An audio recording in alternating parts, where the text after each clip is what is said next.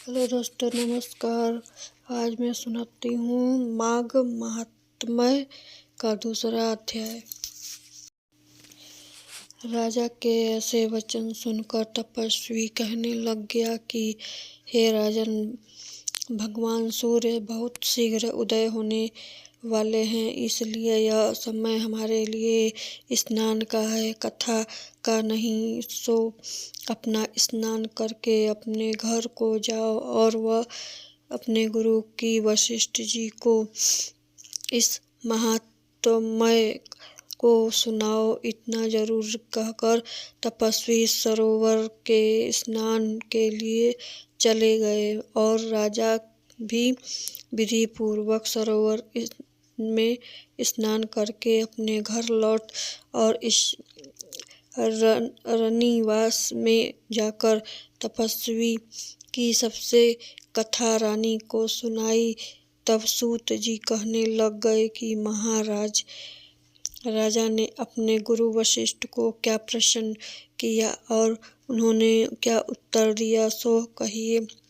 व्यास जी कहने लग गए, हे सूतक जी, राजा दिलीप ने रात्रि को सुख से सोकर प्राप्त उठकर ही अपने गुरु वशिष्ठ के पास जाकर उनके चरणों को छूकर प्रणाम किया।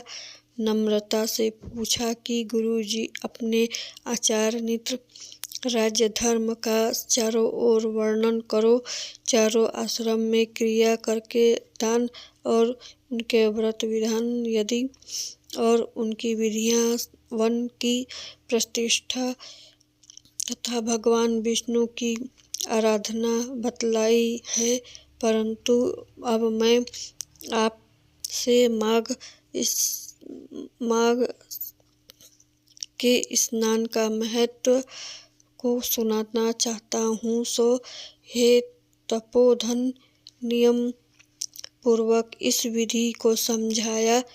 गुरु की वशिष्ठ जी कहने लग गए, हे राजन, तुम दोनों लोकों को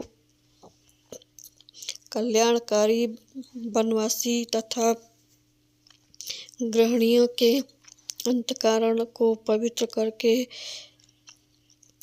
अपने माघ स्नान का बहुत सुंदर प्रश्न पूछा है। मकर राशि के सूर्य के आने पर माघ मास में स्नान का फल गौ, भूमि, तिल, वस्त्र, वर्णन, अन्न, घोड़ा आदि तथा चंद्राणय और महात्मा कुवत्र आदि से भी अधिक होता है। बैसाखी या कार्तिक के जप, दान, तप और यज्ञ को फल देने वाले हैं, परंतु माघ मास में इतना फल बहुत अधिक होता है। माघ मास के स्नान करने वाले पुरुष राजा और की आराधना बताई, परंतु मैं अब आप लोगों को मास स्नान के महत्व को सुनाना चाहता हूँ। हे राजन, तुम दोनों लोगों को कल्याणी, निवास तथा बनवारी तथा गृहिणी के अंत में पवित्र करके माघ स्नान को बहुत सुंदर प्रश्न पूछा। मकर के राशि आने पर मास में स्नान का फल बहुत अधिक माना जाता है।